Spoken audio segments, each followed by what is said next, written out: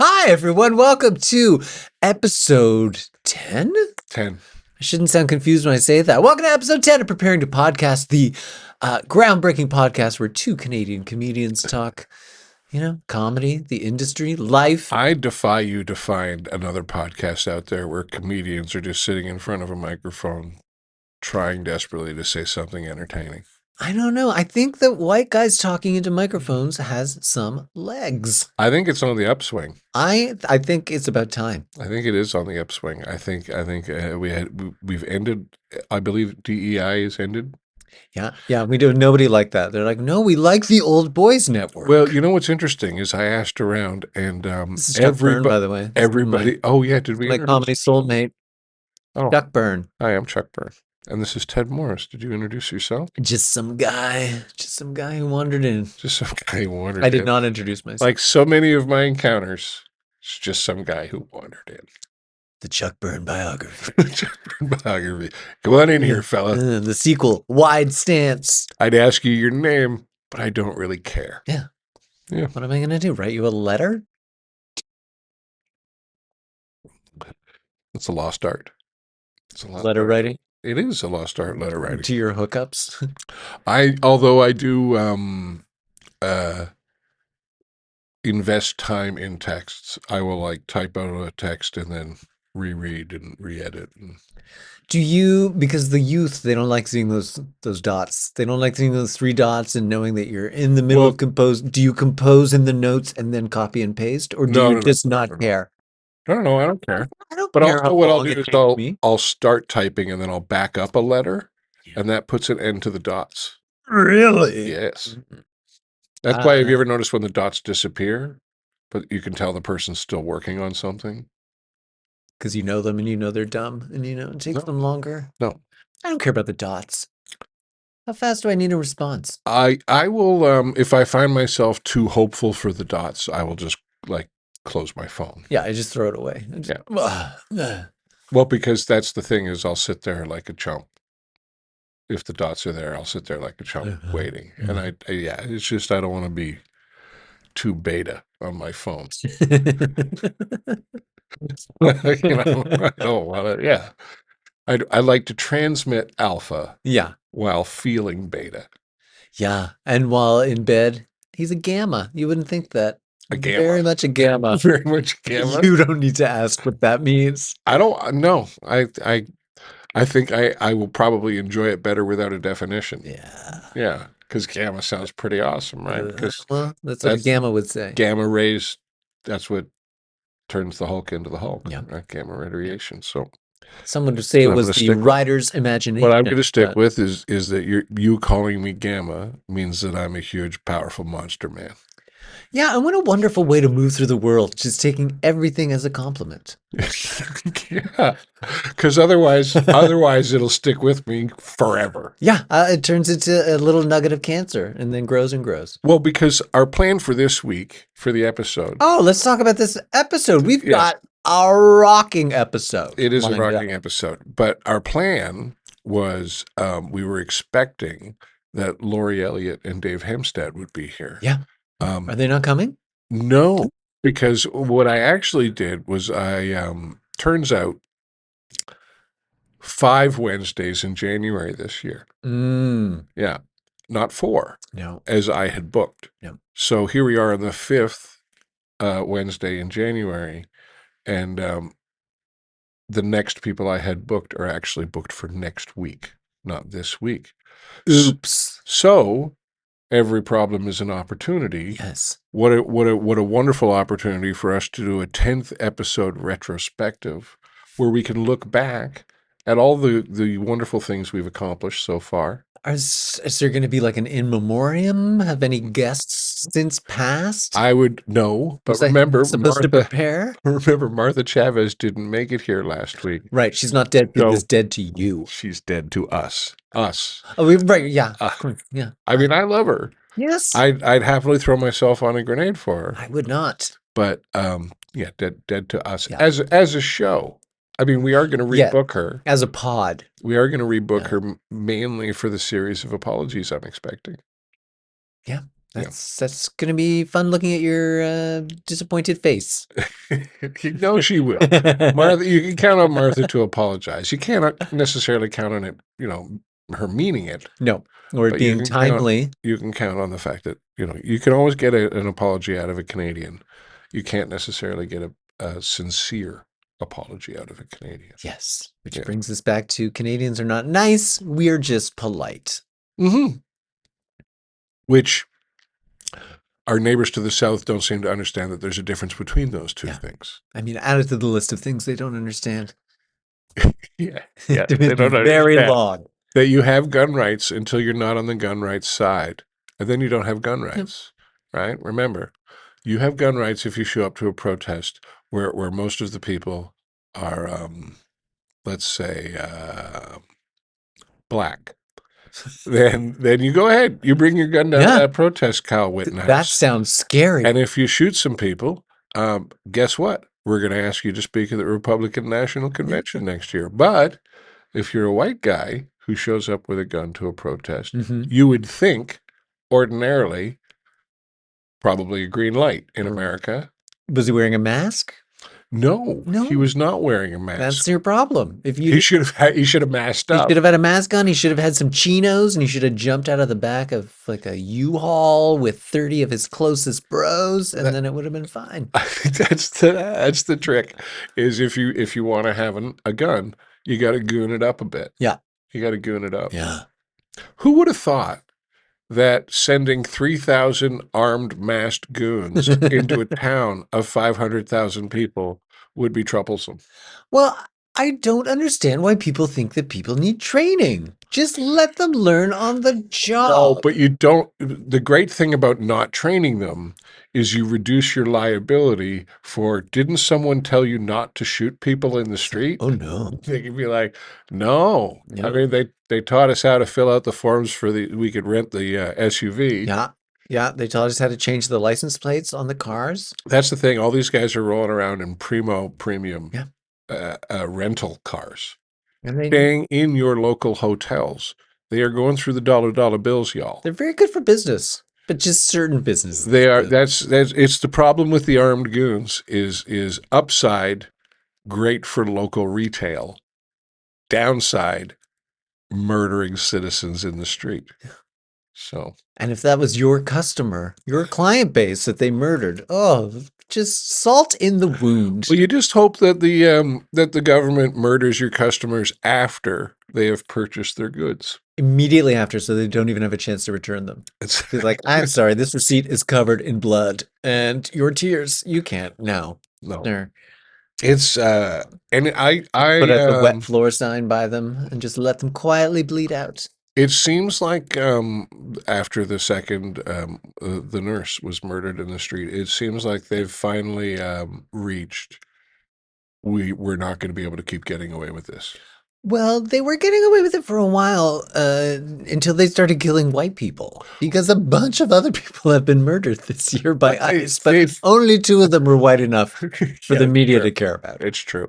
But also they've done a very good like slow boil on the frog, because when they first came in, what they were doing is they were grabbing, I remember there was a Middle Eastern student, an Islamic student at like Penn University, and they grabbed her off the street. That was like the first couple of weeks. They started just grabbing people off the street.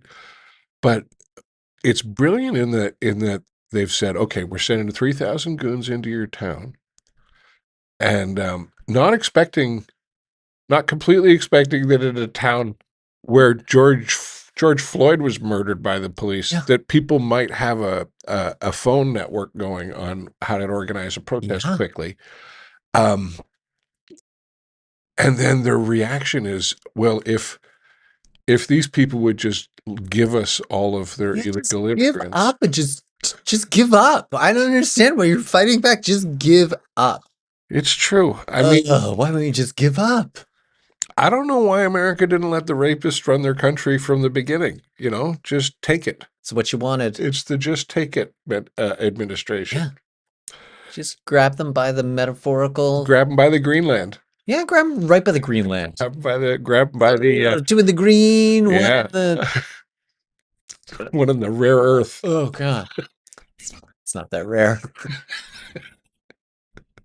Oh, that was So, I don't know why you keep calling me gross, because that was pretty gross.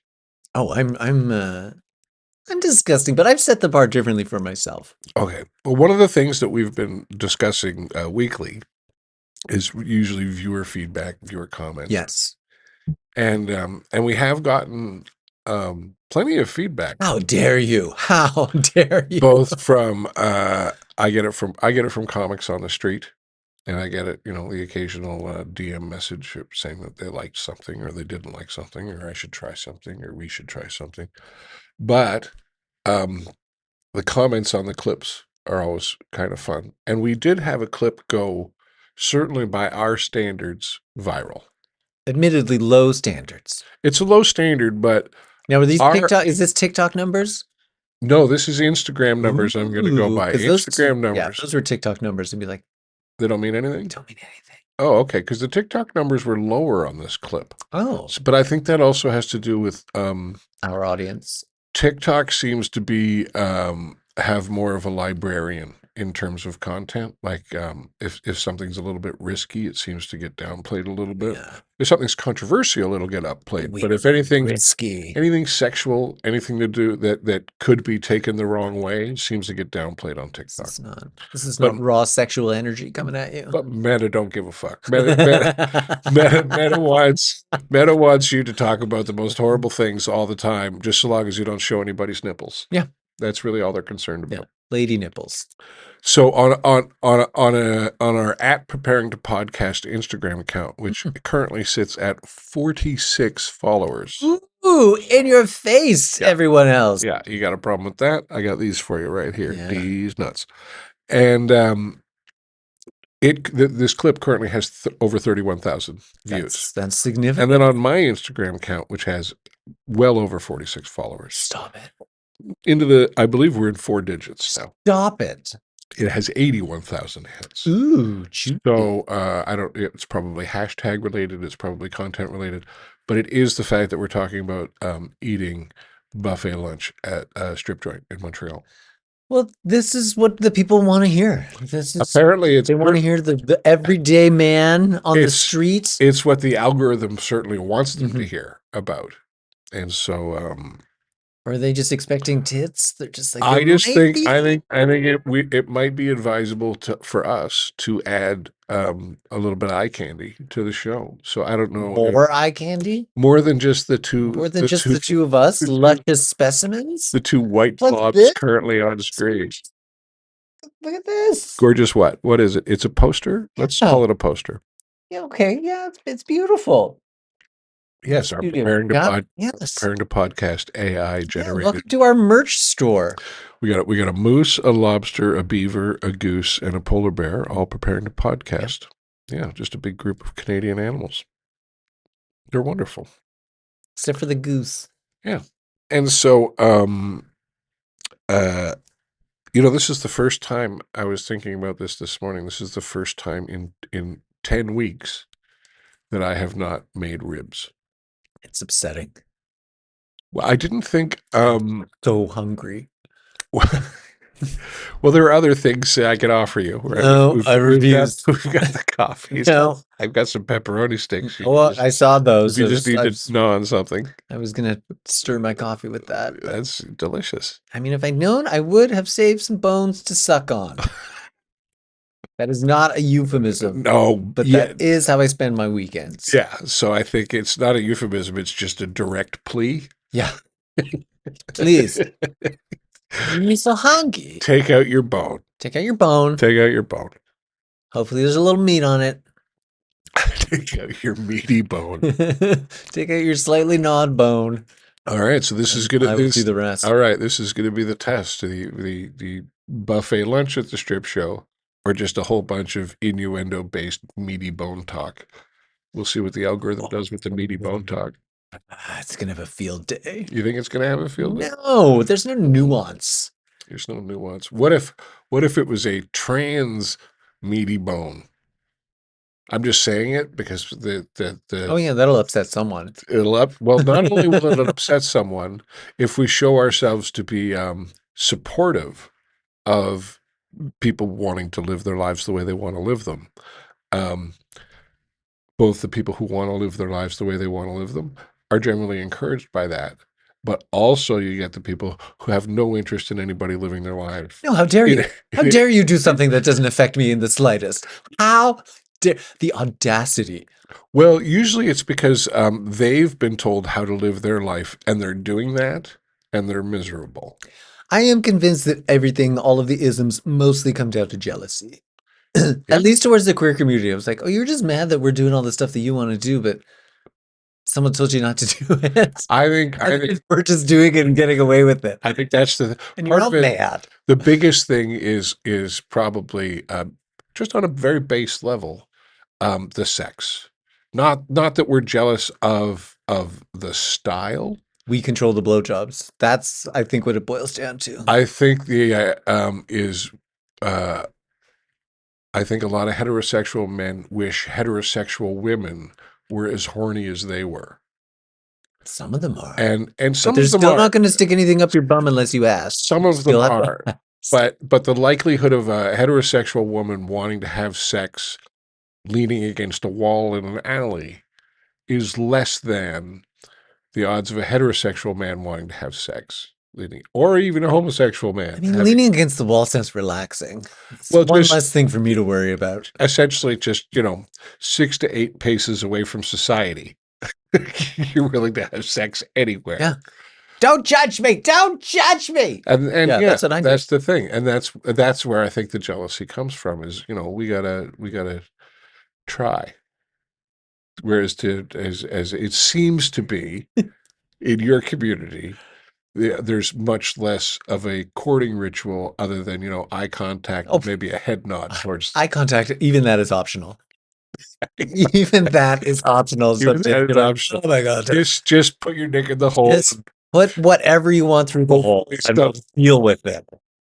Deal with it. Just deal with what's here. This sales pitch keeps getting stronger, I will say. Although there's nothing creepier than like an overly eager face in a glory hole that's a bit too big. It's like, what are you putting through here? You don't need it this big. And you can see someone says, hi. Oh, it's somebody. It's like some creepy children's show. Like, no. This Yeah, it's more of a howdy doody. Yeah. Yeah. Sock it to me. Oh, yeah. Well, that's my stance on overly large glory holes, everyone. I'm glad we finally got there. All right. 'Cause You don't want to know what's on the other side other than something. Yeah. You don't want enough of the hole should be limited in size. call me old-fashioned and call me a romantic, but I don't necessarily want to see everything. If I wanted to see you, why would we have this glory hole between us? Why would we have this poorly painted piece of plywood between us? Is it just a piece of plywood? Because that doesn't seem. Oh, I guess it depends which way the plywood is. Because it's 4x8. No, there's variations. There's very entire booths really that you can just slip into, like a weird phone booth. I gotta ride my bike around town more. You really do. Yeah, you really I do. You just have to be careful which bathhouse you're at because some of those water fountains do not have water in them. It is just mouthwash. Really? Which on the one hand is so brilliant. And on the other hand is so disappointing.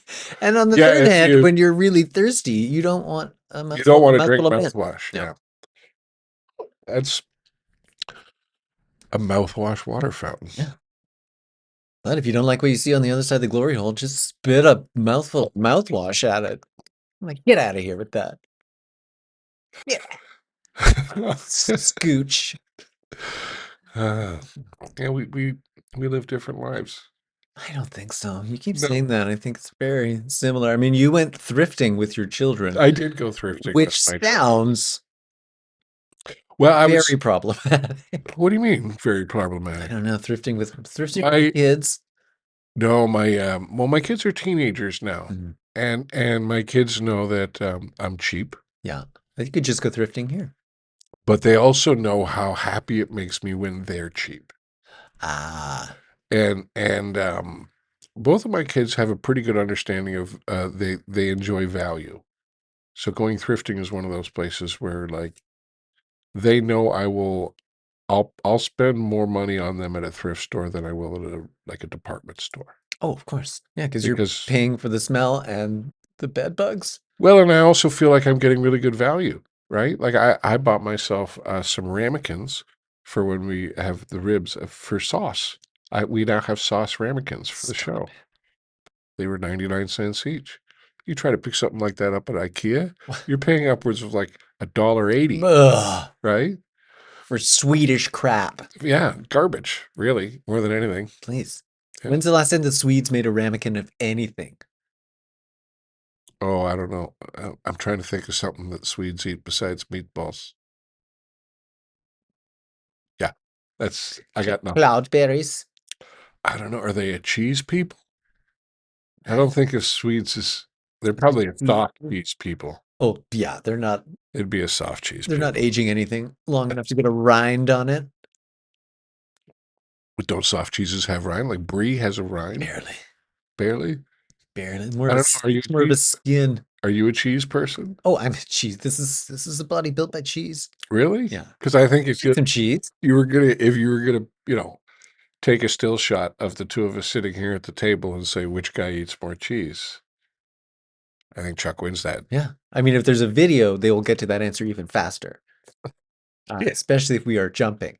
If we're jumping. If we're just jumping, they'd be like, who likes cheese? I'm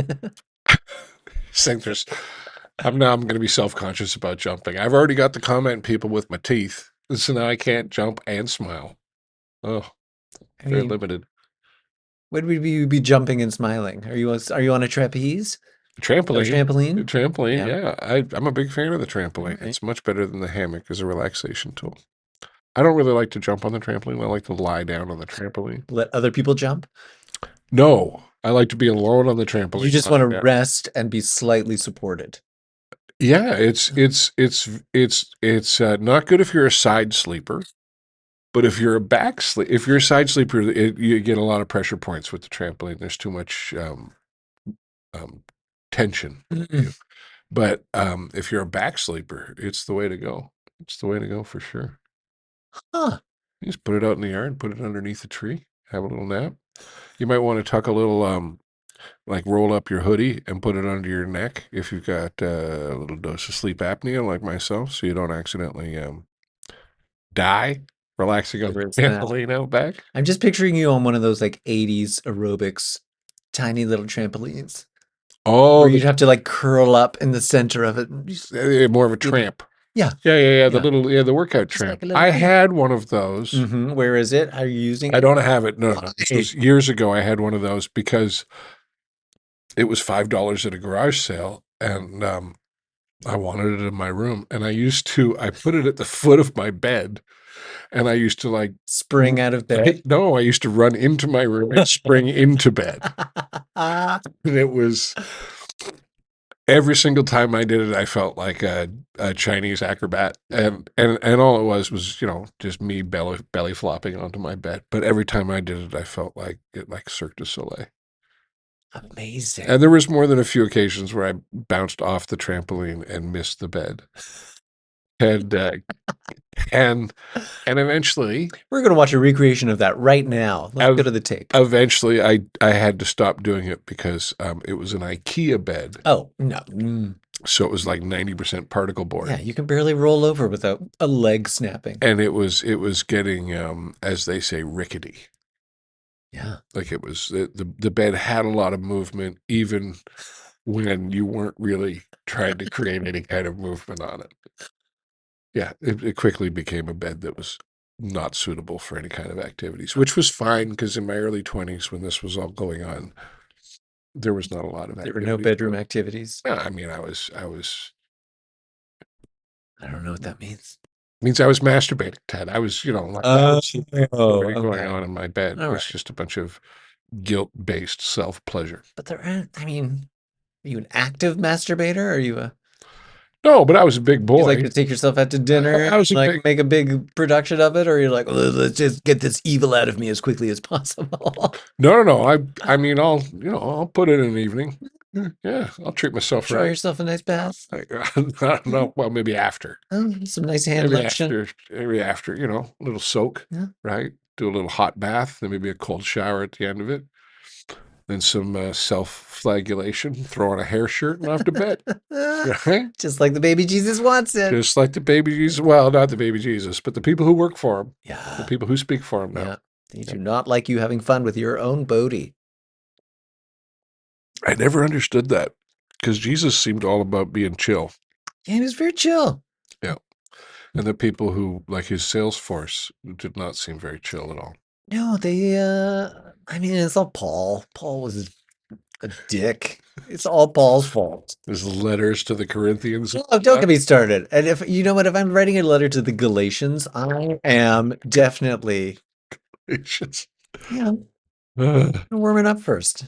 To whom it does concern. Okay, so you had told me that Yes. you were going to prepare questions for me today. Yeah, that was a lie. And the main reason why I've been going on so long off the top here is that all right, I'm just confirming that we are indeed still recording. Yeah. The reason why I've been going for so long here off the top, upwards of 27 minutes, is I started worrying, what's Ted going to ask me? Oh. And then I started getting into my head about it. All right. What did you think I was going to ask you? What question should I ask you? I think the problem is I didn't know. Oh. And then not knowing, my brain starts to fill in the blank with all the possible scenarios of, why is it that when you were 12 years old, it's just like things when are you going to get that mole checked out? Well, I got 4 of them running across my back like a constellation that my kids really like. Which constellation? I don't know. Cancer? Probably. Probably cancer. But yeah, it's not good when your kids tell you to get a mole checked because they shouldn't know. No. Right? Like if your parent or like an older person goes, hey, you should probably get that mole checked. That seems to be like where the information should come from. But when your kids, they saw it on TikTok. They watched a YouTube video and now they're concerned about their dad. I like the fact that they're concerned about their dad. That I don't mind. It's nice. So maybe I won't get it checked. See if it develops into something that they could really worry about. Okay, because like I remember, enjoy it. I remember when they closed the schools during COVID, and my kids were at home all day, and they realized that I didn't have a job. Oh man, that really scared the hell out of them. All of a sudden, you became a cautionary tale. Well, I had known for a very long time that I didn't have a job, right? So I had kind of adjusted to it. But for them, it was a real shock. You're like, wait a minute. Wait a minute. The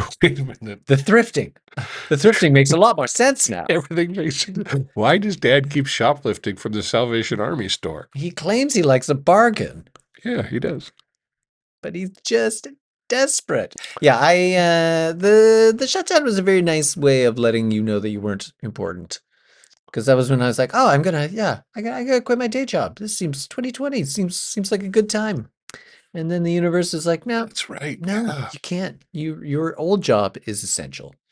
Well, your new job no longer exists. Well, is it 2019 that you? Because I remember you made like a formal announcement. Did I? It was the end, basically end of 2019.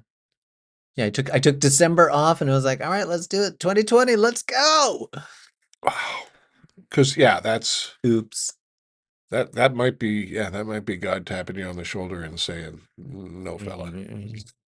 Although if I'd got my first Sirius XM check, I would not, because I agreed to go back to my old job in like June, because the vet they hired to replace me got cancer. Serves you right.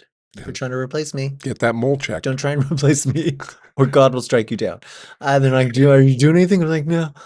So I went back, and then like a month later, I got my first Sirius XM check for my album. I'm like, I didn't need to go back to murdering cats. How big are your Sirius XM checks that you did? My first one was nice, and then the next one I thought was a mistake because it was like 5 times bigger. And I'm like, oh, okay, is this how it's gonna be? Yeah, but it was like several months. Yeah, I remember the very first XM check that I got. I was like, hey, if I get this every 3 months, Sweet. what do it's going to This be, is my job. yeah, it's going to be champagne and rose petals and chocolate covered chuck. And then I realized, oh, this is like for like the last 3 years that you haven't been collecting any checks. Oops.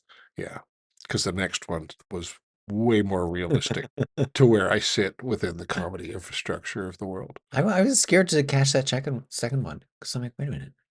This is when I was also still getting them to send me checks. Uh, Just put it in my account. oh, I'll you do the forget about it. e-transfer? I get Now them I to do. send me a check. Yeah.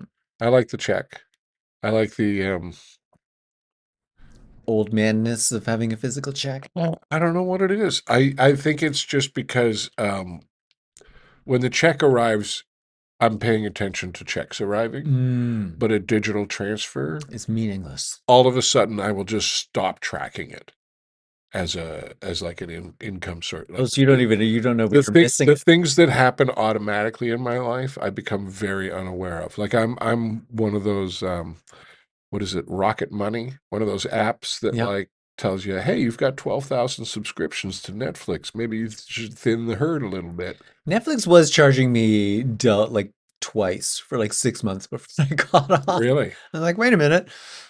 I changed my They're like, we can only refund one of those months. I'm like, meh. well, I had a Netflix account and then when during COVID and the ex and I moved back into one household with the kids, I closed my Netflix account, Yeah. and then I had been using hers, and then when I moved back out, I had still been using hers because that's what you do. That's what you do. That's what And then passwords are I for. guess Netflix has added a layer of location tracking. Which is very annoying. So I kept getting, hey, it looks like you're not at your house. Are you still you? Type of thing. And I even got Netflix to send her a couple of emails to confirm, like, yeah, I'm just on vacation. Yeah. 10 minutes away from my house. Fine. And I'm then sitting in a park. eventually it got to the point where like every time I logged in, it was going to make me do the confirmation email. Rude. And I believe one of the main reasons I got divorced was because of confirmation emails that I was. Probably. I think that was a big part of it. Yeah. And so, yeah, that was the end of it. But I now have Netflix with commercials, and I actually prefer it.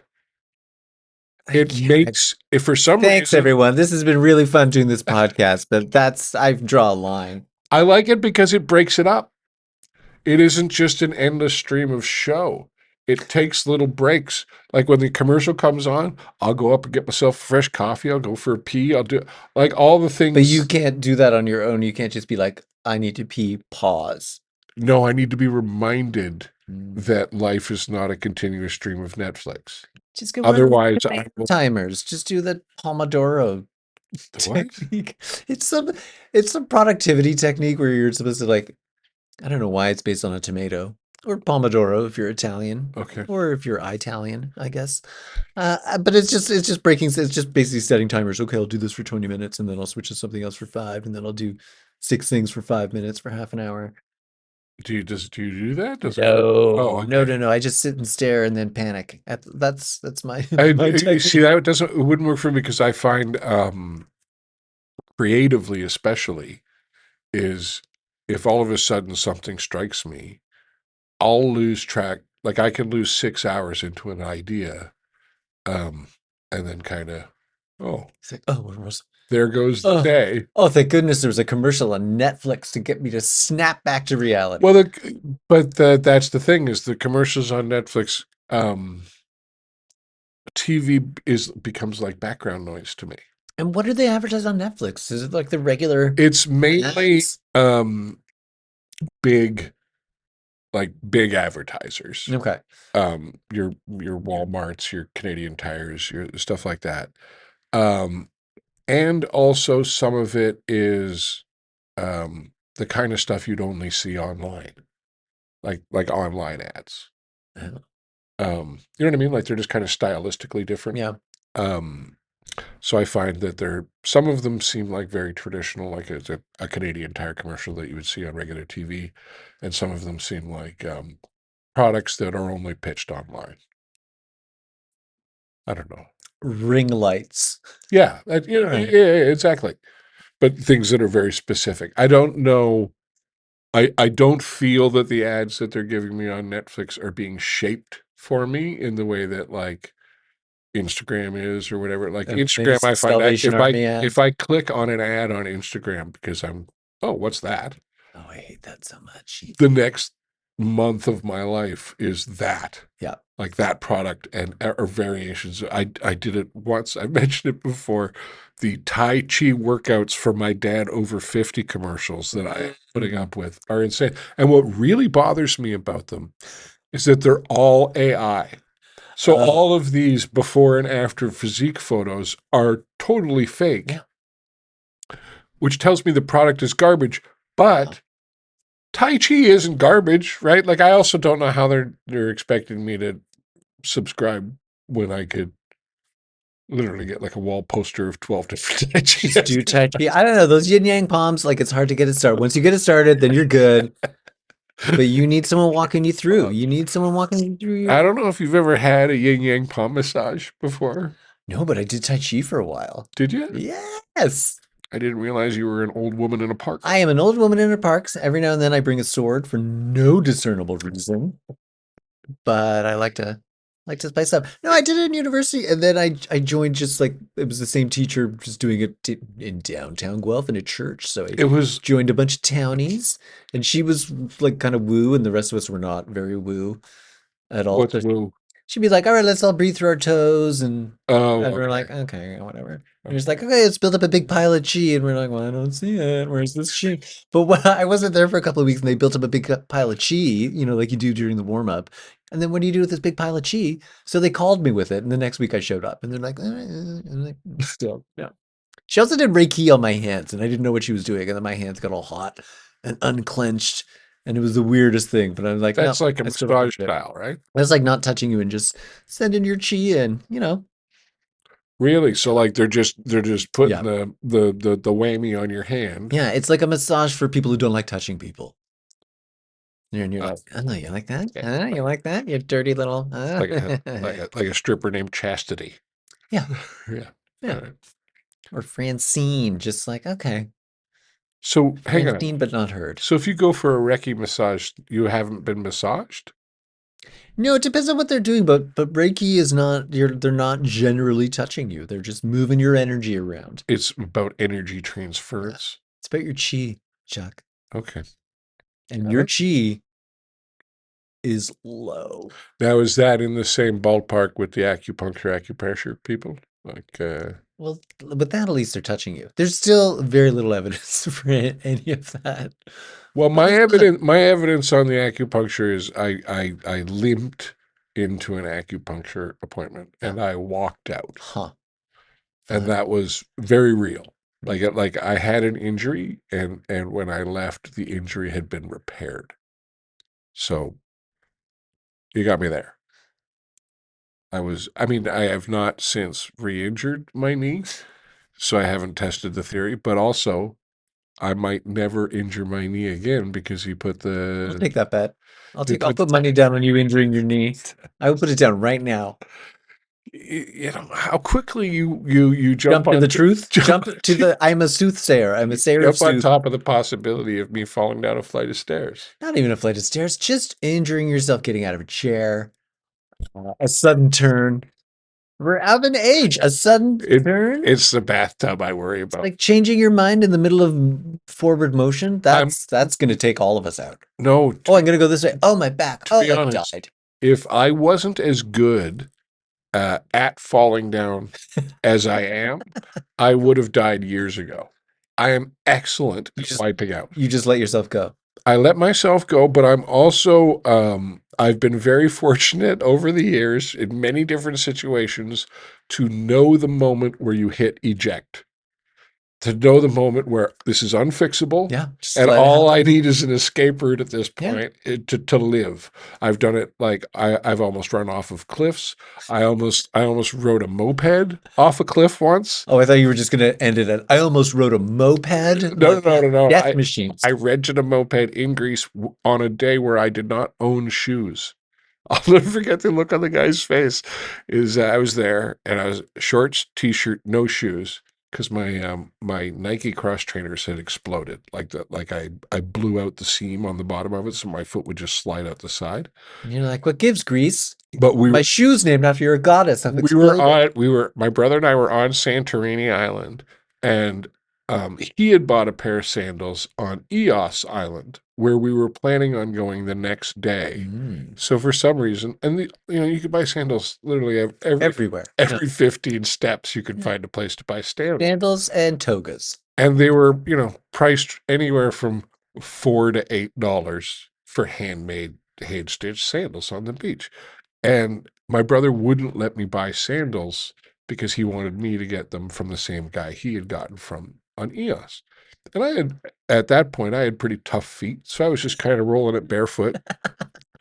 And so for the day, I mean, at this point, we're living on the beach in Santorini underneath a no camping sign and eating gyros or gyros, as it were, and drinking beer, and that's basically all we're doing all day long for a few days. Like a wonderful life that you don't need shoes for. Hanging out with a group of Swedes, by the way.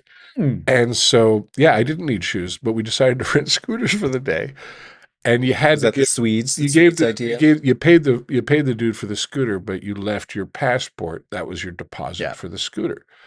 And so I'm sitting there and I've got my money and I've got my passport in my hand, and he just kind of looks at me, and I'm kind of half drunk.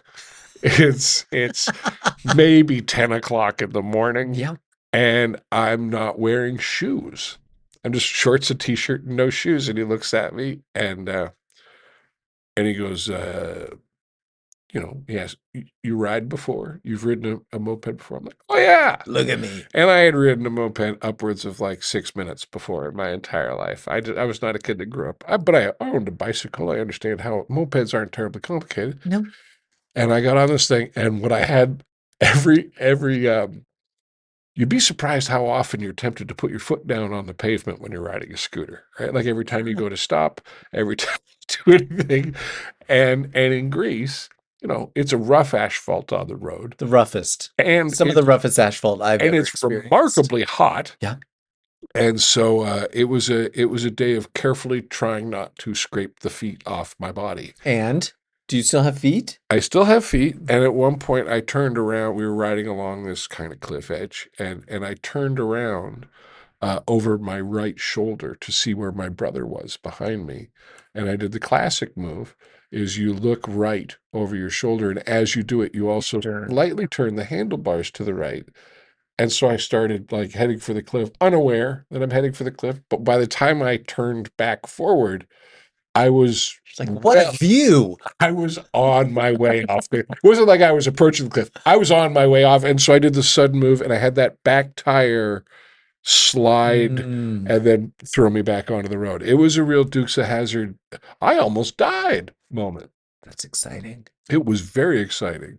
And my brother laughed. Yeah. And laughed. Because he didn't actually die. That was the thing is I remember he was laughing, and the first thing he was capable of saying after like a good 5 minutes of just howling was,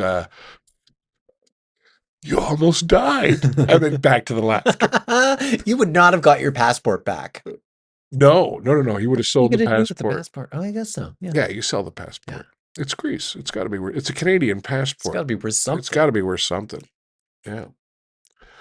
So what are the questions you have for me? Well, one of them, I guess we were talking off camera, but we always interview our guests, and I was like, oh, I don't know Chuck Burns' origin story. But my question is less comedy. If comedy wasn't your thing, what would you be doing? And I did not realize Tugboat Captain was going to be on that list. No. I think we were talking about before. The tugboat business was the family business when I was a very, very little kid in Vancouver. But I think that business was sold off when I was like maybe in elementary school. And so I never really got to experience the family business as a business. And I think the reason why it holds a romantic place in what could have been is because I didn't get to experience. I mean, actually spending, a 16-hour shift on a tugboat in the rain in British Columbia might not be the romantic journey that Bruno Gervasi painted it out to be. I know, but that was so. Was the Beachcombers like a documentary for you? The Or were you Beachcombers, like, oh, I wish. it wasn't just that it was a documentary. It was the Beachcombers shot where I went to summer camp, like in Howe Sound. Um, so there was all sorts of things on the Beachcombers because that was on when I was a kid. That was like, hey, I know where that is. Like a lot of that going on when and that never happened on TV for me as a kid in Canada. Blew your mind. It just blew my mind. Yeah. It felt like I was like part of the experience. It's like when a band says, we were driving down the 401 and everyone's like, I've been on that highway. exactly. Go reference. I've seen that shirt. That's a local reference that Yeah. I recognize. Yeah, exactly. Yeah. Well, open local, it works. And because I knew my family was also in kind of the tugboat logging business, like there was a lot of things that were familiar to me in that show. But that was if I wasn't doing like as a kid, I thought I might be a lawyer. And I think that was because a lot of people told me that because I was a good talker. Doesn't seem like something like. Well, lawyer's Like one of those. 8-year-olds. What do you want to be when you grow up? I want to be a lawyer. Well, I also grew up in a world of like, what type of office are you going to work in? How white is your collar? Yeah, well, it was just, yeah. I mean, the expectation was, you'll go to college, you'll get a degree, you'll get a job doing something, that is business related, I guess. It wasn't like it was ever said. It was just kind of like assumed. Well, that's what everybody else in the family, That's what you do. It was also, that was the time frame of it was before the idea of doing one thing for your whole life just kind of evaporated. Yeah.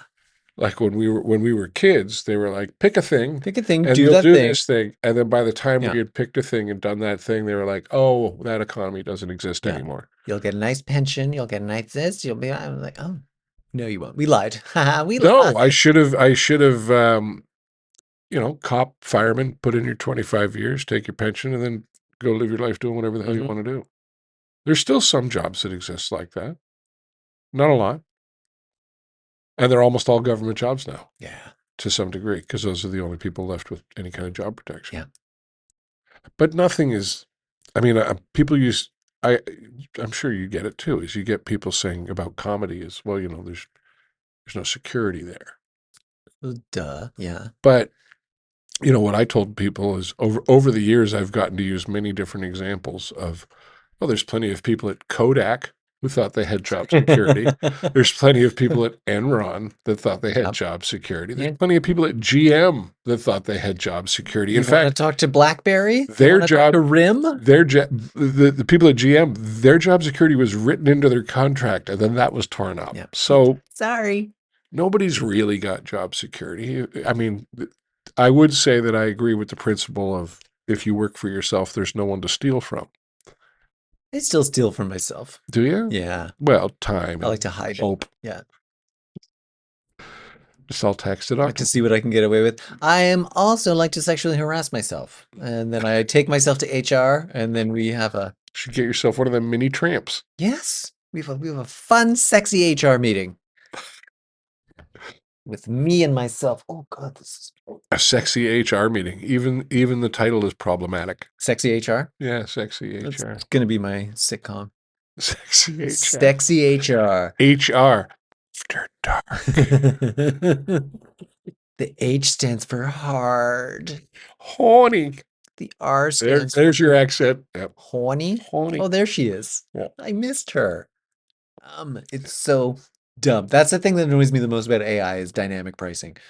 And they're like, well, we can charge the AI is telling us we can charge you $3 more for the next hour and a half for your bananas that you're ordering from Instacart. So we're gonna do it. Yeah. What I do like about that though is that plus like they're uplift online. But they're just bringing in like that dynamic pricing And so now what they've done is they've created a market for the app that gets you the actual best price. Like that's all they do is it's like they figure out a way to scramble the signal, and then somebody else figures out a way to descramble it. And they're like, oh, we got to scramble this again. And it's like, God, you're never going to win against people who want free porn. Yeah. People will always unscramble your stuff. Yeah. And if you want to know where technology is going, just see what porn is doing. Usually, that's where the money's at. You're like, well, I don't know if I want to go with Blu-ray or that's how VHS It's like, went. well, yeah, porn went for VHS. Yeah. And so porn went for Blu-ray. Was porn Blu-ray? Yeah. Porn industry was like, yeah, we're gonna do Blu-ray over DVD, like, okay, over HD DVD. Oh, I see. Yeah.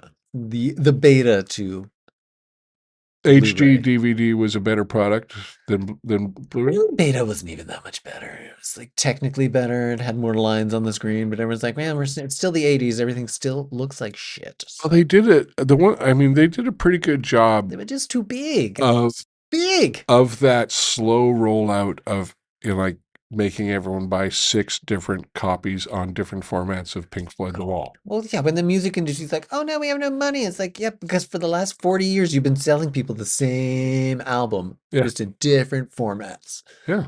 And now you're like, well, where does the music go? It's like, well, yeah, you gotta support the new stuff now. Well, we can't sell that 18 times. These kids today don't even know what an 8-track is. How are we going to get them to buy one? Well, what I find interesting in the media right now is that a lot of the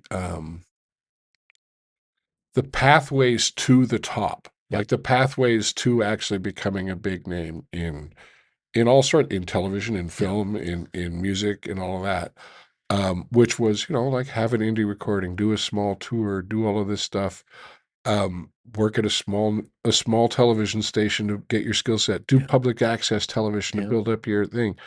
All of those things, which are training grounds for talent, have disappeared. Yeah. Now let's get viral on TikTok. The number of musicians whose careers have appeared on TikTok and blossomed and then disappeared and they're gone. Well, and it's the span of like 2 years. It seems to be a higher one-hit wonder ratio than it used to be. Because it used to be like, even all of those one-hit wonders, they wrote a whole album. Yeah. I think some of these people now, they only ever wrote that one song, and it took off on TikTok, and all the other songs they wrote just never went anywhere. And I guess that's just the way of the world now. It's just the way it is. Yeah, because it used to be, you'd kind of, there was kind of a minor league system to show business. And I think the minor league system now is the internet, but also it's much more of like a lottery of. Well, the difference, I mean, if you're famous on the internet and you keep your fame on the internet, that is one thing. But it's just wonderful watching people try to translate their internet fame into real life, and just not being able to make that transition. I was like, oh yeah, no, you're terrible live. You're terrible live. Oh, well, there's a really big difference between content and live show. Oh yeah. Because people are like, oh, well, live shows are going to go away. It's like, no, live entertainment is never going to go away because you can't replace it with anything. I still have, I was in Oshawa last week, and I had a guy come up to me after the show who I pegged as older than me. So in his 60s. 95, okay. In his 60s, who I looked at as like, he was coming up to me saying that he'd had a really good time. And I pegged him as like, this guy's a comedy person. Yeah. And he was like, that's the first time I've ever been to a live comedy show. Huh. And I was like, really? Because he seemed like primetime audience for stand-up comedy. You seem like you know what you're doing. He was like, yeah. He's like, I've watched it my whole life, but I've never been to a live show. And I'm like, are you going to come back? And he's like, yeah, it's different. Day. It is different. Night and day. Yeah. I have trouble watching comedy specials because I would rather just watch that person live. What's interesting is I do okay with comedy specials. I watch everything with a pretty critical eye. Like I've described it before as it's like when people can see the Matrix, where it's not life. It's just a series Yeah. of numbers. It's all I know what ones you're and doing zeros. there. I know what you're doing. Yeah, it's all ones and zeros in front of me. Because I'm seeing like really good moves, like you appreciate a good wrist shot in Yeah. hockey or something. I'm seeing really good moves in stand up, and then I see like small mistakes that just drive me completely insane. Like just every time I see someone like ask the crowd a question, I'm like, oh, what are you doing? What are you doing? Hey, you put that in your special? Hey, here I am fishing for a compliment. That's basically what you're doing. All questions must be rhetorical. Or asked to a specific individual. Yeah. I've said it before, I'll say it again, is every time you ask a question, you open yourself up to the most common answer, dead silence. Which is never a good answer, because all you're looking for is, we're still here, we're still on your side, we're with you, buddy. And then they just leave you. No, we're not here. No. We're not on your side. You're all alone. And yes, the choices you've made have been bad ones. This is as awkward as you think it is.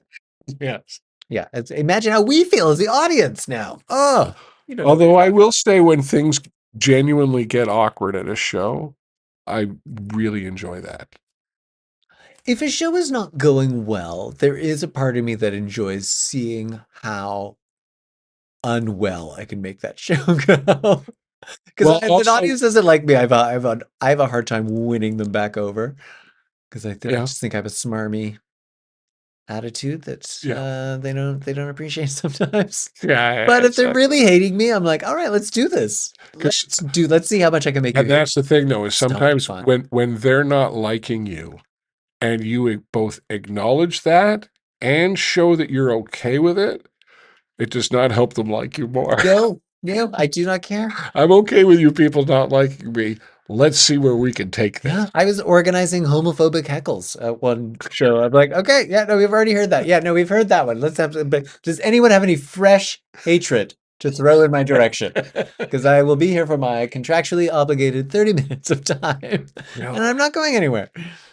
I don't know. I've gotten homophobic heckles before. Yeah, that was me though. I'm mean. No, there was a guy you weren't jealous about. You wouldn't have been jealous about Oshawa this weekend. The Saturday night with the guy, first time at the show, wonderful. Friday was a smaller crowd, and there was a guy in the front who acknowledged that he had recently gone through a divorce, which, once you spend about 30 seconds with him, it was like, yeah, I get it. Story checks out. I am on her side. And he was, hat on backwards, shaved head, beard. Did he put his foot up on the stage? Would have looked very much at home on any motorcycle-based reality show. Okay. Motorcycle repair-based reality show. And just looked like a working class dude. But he had a level of need to be acknowledged that was not going to be denied. Yeah. Like, he was going to comment on every joke that was presented in front of him. He was going to make approving, for the most part, noises or comments. He was on board. He wasn't belittling. He was just going to be a part of the entire show. That was really funny. Oh, that joke was really funny. I like the part where oh God. It's like, we all just lived through this. We don't need your closed captioning. What I told him is I said, I know what you're going through. Mm-hmm.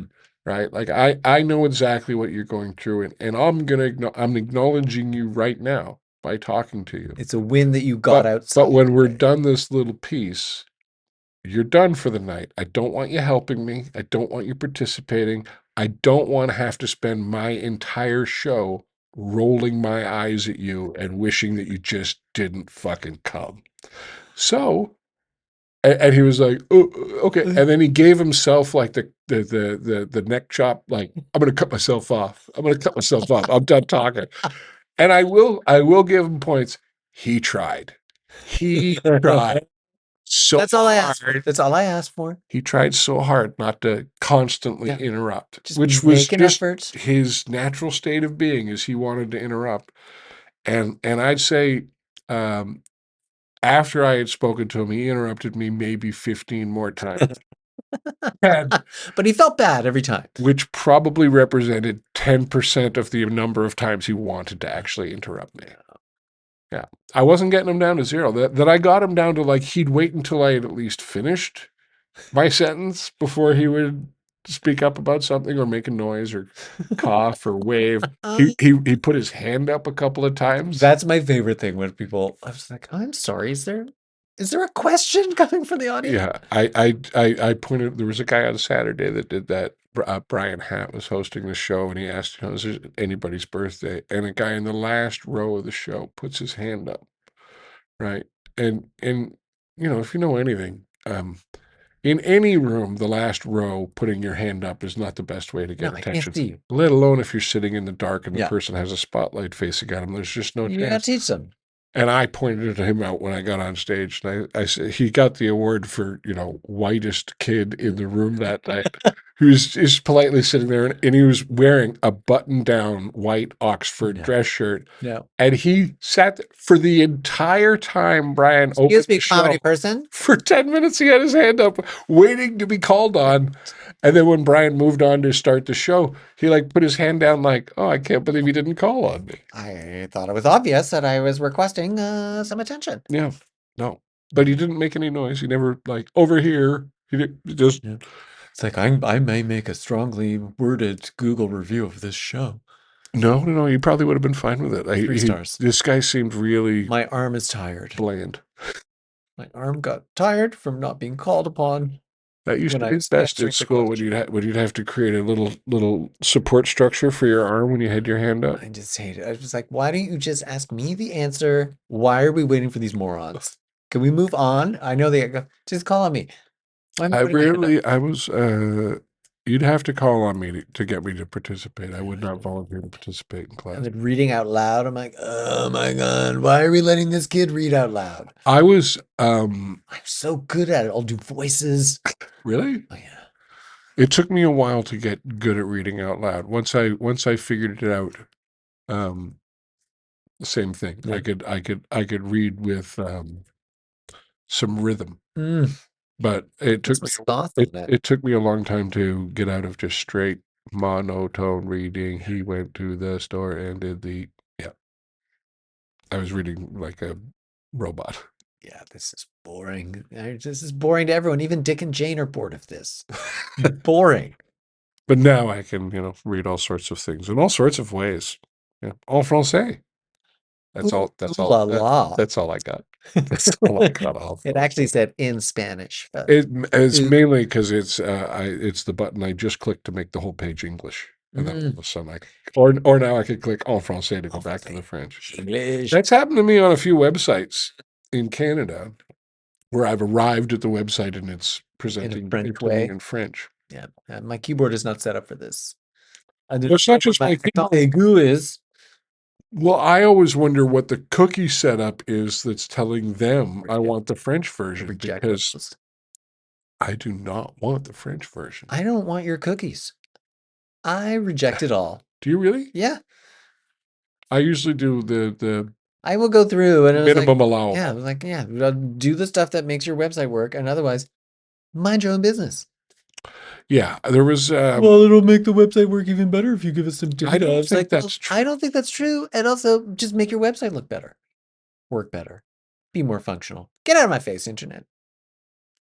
For all the data mining, I wonder if it how much money are you really making off of my data? I've given you all the data I'm willing to give, and now you have to pay for it. But I'd love to. There's something we should look up. We should look that up. Data mining. Because everybody talks about. I was watching the Paper. Yes. Which is like the new Office reboot thing. I was watching the Paper. Things about. And one of the characters mentioned how they're data mining anyone that goes onto their website, right? Their newspaper website, they're data mining for them. But I wonder, if the Toronto Sun or whatever, you accept the cookies, right? I wonder how many people are accepting the cookies for a website like that. Yeah. And B, how many dollars per 100,000 people are you actually making? Well, I mean, if it's gotta be anything, enough. people will do it, Yeah. right? Like if it's 12 cents, they'll still do it It because adds it's up. 12 cents you didn't have yesterday. But I'm wondering, because everybody seems to be talking about who's buying the data is my question. Data brokers going for the data mine The into the data refinery. But the data broker still needs someone on the other end who's going to be like, "Ooh, give me some of your data." Yeah. Who's buying Is the it just data? advertisers? Is this just advertising again? I guess it must be advertising. I mean, I don't know if it's optimizing algorithms or I don't I don't know what it is. You're also not there's a getting my there's a DNA. I great don't book. care about my ancestry, and you will never get my DNA.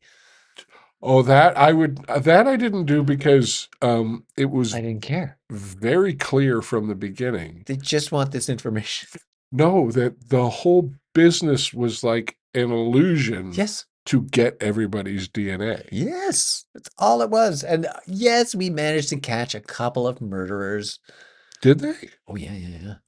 They've been through familial DNA, so they'll have some DNA in the Oh, database. They don't so like know. It's like this is a criminal, and then someone's like their niece. All of a sudden, it's like they're I want to track my I want to see how much Cherokee is in me. What do you mean none? oh, and What do you mean I'm just a basic white girl? so yeah, the 17-year-old white girl finds out her DNA is a 95% match to 16 rapes.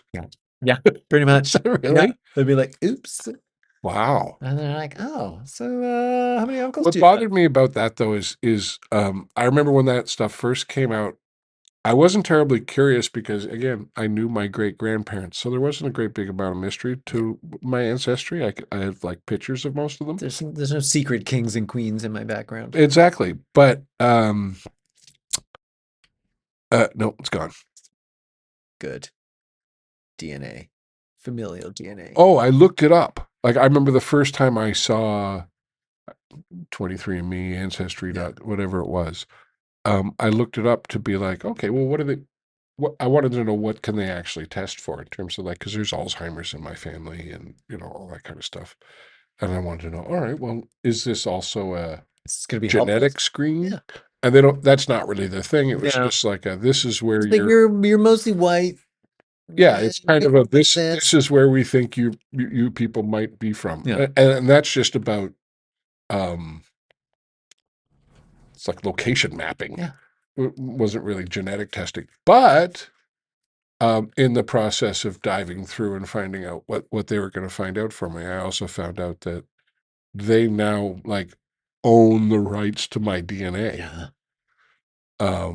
And they can like sell it to anybody or rent it to anybody or give it to the government I or don't know how much your DNA is worth, but it's well, worth it to someone. it's worth something if they want me to sign it away. Yeah. It's always worth something if they Like, want you to sign you it may away. not have this. Especially if you have to sign it away. Like Well, if plus I'm you have to sure. give them permission to own. Yes. As someone who has never once read the terms and conditions before saying I agree, I have no idea what I may have agreed to. I just wanted to get onto my computer. Yeah. Sure. Yeah. I'm sure like at 80 they'll be like, okay, it's time. I'm like, what do you mean it's time? It's like, well, you signed something. We're taking whichever of your organs are still functional. Disney, there was a lawsuit where some family tragedy occurred at a Disney theme park. Oh yeah. But the husband had previously like taken it wasn't even a full subscription. He'd agreed to like a 3-month trial subscription Disney Plus. of Disney Plus. And because he clicked yes on the terms and conditions, in those terms and conditions, it was like, oh, by the way, if Walt Disney himself cuts your head off, there's nothing you could do about it. It was like you can't sue Disney for anything ever across the entire umbrella of Disney companies if you take this 3 months. And now every time, Skip the Dishes, every time I order something from Skip the Dishes, they offer me 3 months of Disney Plus, and I'm like, nice try. Nice try. Because if my wife dies in the happiest place on earth, I want to sue. Is that what it was? His wife died? It was something, it was like some terrible tragedy happened and Disney was trying to weasel out of it. And it would have been better if like Goofy had just like beat her up or something, but no, it was. I think she was having too much fun at Disney. Her heart just couldn't take it. Her heart just couldn't take it.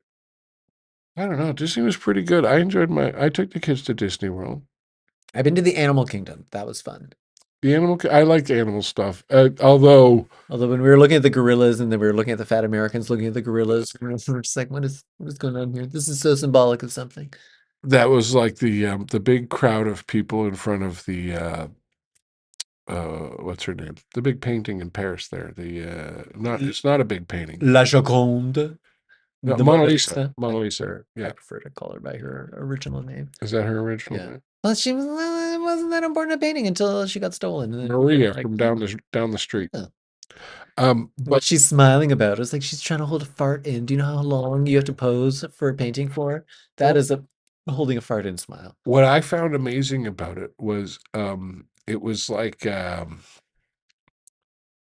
seeing the emptiness of celebrity kind of display. Taking pictures of this thing. I was like, But it's behind glass it's behind like thick and like 20 feet of Japanese tourists. somewhat tinted glass, right? Like so the painting itself, the flash photography won't screw it up. There was still a Frenchman going, no flash. It's very no small. flash." It's a very small It's big. painting. It would fit in your wallet. Yeah, Like in the comparatively 1600s. and Because so money was much bigger back then. dimly lit, small, and then like this giant free ticket giveaway audience around it.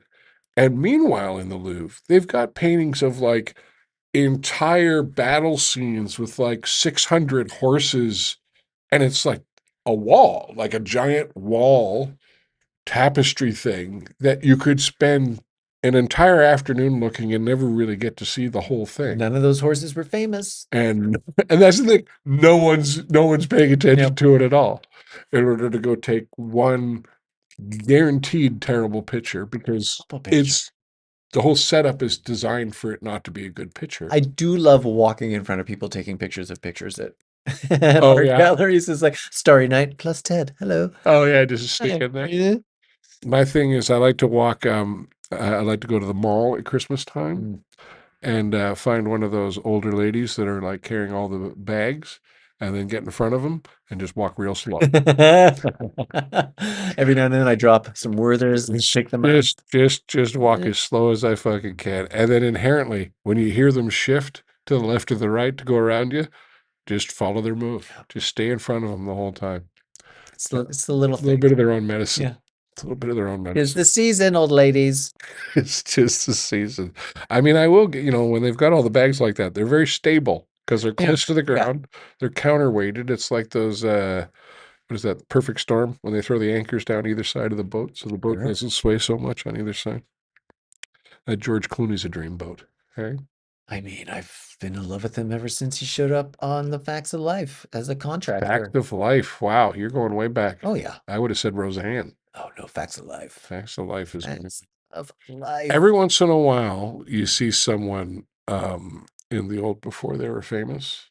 One of my favorites that I saw was and I don't even know the time frame, but it would have been early 2000s. Is I saw a rerun of Murder, She Wrote. And the only reason I saw it is because it was like the first minute and a half of the episode, right? I had been watching something previously and then it was coming on. And I remember it was like 4:00 in the afternoon. It was like Jessica Fletcher, what are you up to? it was like primetime syndication. It was like I think 4:00 was Murder She Wrote, 5:00 was Matlock. It was like the 6 o'clock is bedtime. The pre and post dinner retirement community set. And Jack Black was on the opening, like the cold opening of Murder, She Wrote, dressed as a hot dog, like in a hot dog suit, like giving out flyers on the street or whatever. And it was right around the time that like Tenacious D was kind of just the HBO show. He was about to come. He was just starting to take off. It was right before School of Rock, and I was like, "Hey, that's Jack Black." And then like 2 months later, School of Rock comes out. He becomes this massive star, but he was always associated in my head now as hot dog suit on Murder, She Wrote, which was probably something that got him in the union. All sorts of stuff like that. Are you in the union? I am in the union. Do you remember what got you in the union? It was just doing stand-up. Having to buy, like doing festivals? Like doing festivals. And the tickets. I remember for me. And then eventually the buying the permit was You do going to 3 be more permits and you're in. than Yeah, 3 permits and you're in. yeah. Although I did do some random weekend class. They're like, "Oh, take this class on Actor on the weekend, and we'll give you An extra credit. an extra credit," which is how I ended up spending a weekend with Nicole Arbor, Ooh. What was it? Canada's sexiest? Canada's sexiest comedian. Yeah, which is true because she doesn't live in Canada. Well, she also wasn't very funny. She had that one very good picture. It was like, "That is a very hot picture. You look great in that picture." I Yeah, take up my objection is not to the sexy part; it is the comedian part. I object to it on a couple of levels because the comedian part is all up for interpretation. I mean, there's plenty of people that call themselves comedians and they don't really make a lot of people laugh. But I'm not going to argue that point. For Mirrors me, don't laugh. For me, what bothered me about calling yourself the sexiest anything is that there's an implied thing there in that, okay, if you're the sexy comedian, I'm going to expect you to be flirty. Yeah, you have to be sexy every time. I'm going to expect you to talk about sex Yeah. and in a non-repressed way, Mm-hmm. right? Like I'm going to expect that sex and sexuality are part of what you do as a comedian. I'm going to need a substantial amount of cleavage and or side boob and or under boob. I want to be surprised at where the boob is coming from. You will accept half shirt under boobs? I will accept a little under boob. For a while I was like, really? And with Nicole Arbor, outside of, I mean, she's got a nice figure and she's not an ugly person, but there's nothing sexy about it. No. Like at all. Like she's not, and she mentions her boyfriend like 650 times during not sexy. It's the least sexy thing ever. Mention your girlfriend, you're getting a little warmer. I mean, if someone can't find you funny, they should at least find you fuckable. Give them something to think about while you're on stage other than your jokes. That's what gets me through it. Yeah. Yeah. Everybody's looking at him going, not funny, but can't wait to lean up against a dirty alley wall with him sometime. Well, I bet that guy would smother me in my sleep. That guy's glory hole is just a giant hole. It's like a manhole cover. It's just a door. Glory hole. It's not so much a glory hole. It's just the front door of my apartment. Come on in. Come on in. Yeah, that's fine. Come on in. Come on in. And stick whatever you want wherever you want it. Yeah. That is the Byrne family motto. It sounds better in Latin, but we actually have we have a family motto. I have a family motto. We have fought and won. That is our family motto. Huh. Who and when? Anybody, anytime. All right. Anybody, anytime. We will take all comers. I have the and goers. Anderson on this. I have the Scottish Andersons. I believe our motto is nice tits or something. I don't know what it is, but I'm sure it sounds better in Latin. Nice rack. Thank you. Invidious tatatas. Yeah. Veni vidi vaginas. Veni vidi vagina. Oh, hey? Yeah. There's we came, we saw, we came again. Yeah. We came, we saw, and in that thing. Yeah. Carpe phallum. Carpe phallus. Carpe phallus. Oh, well, this was lovely. This was lovely. It was just the two of us. We didn't really get into a retrospective or anything. We just kind of kept on talking. And we sure did. It worked out pretty good. Look at us talking. It's going to catch on one day. Look at us. We're talking. Welcome to our talking show. Next week, maybe something to talk about. Next week will be something to talk about. Yeah, we can have another retrospective of just this episode. Exactly. It will be 10A. 10A. Yeah, there will be ribs. There will be. Next week, we're back to the rib-based format and the guest-based format. And the guest-based format. This is an experiment. This was nice, though. I like this. This was nice. It's certainly, I find, without the guests and the pressure of the smoker and the timing and everything, much less panic for me. Yeah, I mean, the constant interruptions from the guests as well, I was finding a bit bothersome. They're constantly talking and asking you questions and answering questions that you've posed to them. Yeah. Like, oh my God. They really eat up a lot of airtime. They really do. It's like, this is not your show. Yeah, I know. How rude. It's nice to get back to basics. Not that you're basic, but You're pretty basic. Yeah. Well, thanks everybody for joining us. I'm Chuck. I'm Ted. And you can follow us at Preparing to Podcast, at Chuck B. Jokes, at Dr. Ted Morris, 2 R's, 1 S, 2 S's. 1 S. 1 S. 1 S. There's and only a one. silent S at the beginning of There's the only one Ted Morris. There's it's only not one. Ted Morris. No, there's only one. There's only one. No, there's some lawyer in Vegas who keeps buying. Is there? Yeah, but when you do that thing where you're like, I'm going to buy my website. You're like, oh, I can't get .com. Oh, because he hasn't. Yeah. I've only found one other Chuck Byrne with the same spelling as me. He's a guy who lives in Tennessee. Problematic. That's all I know. But neither of us have chuckbyrne.com because we both know that nobody can properly spell our 4-lettered last name. It's true. Yeah, people get it wrong all the time. But I'm sure you won't when you search for Chuck B. Jokes because I removed the spelling of my last name from my handle. Smart. We're back next week with guests. I guess that's probably about it then. That's it. We won't say who they are in case they don't show up, and we don't want to disappoint you. We already said who they were at the beginning. People don't listen. Okay. Now it's going to rewind and be like, who was it again? Let's go to the videotape. Go to the video. All right.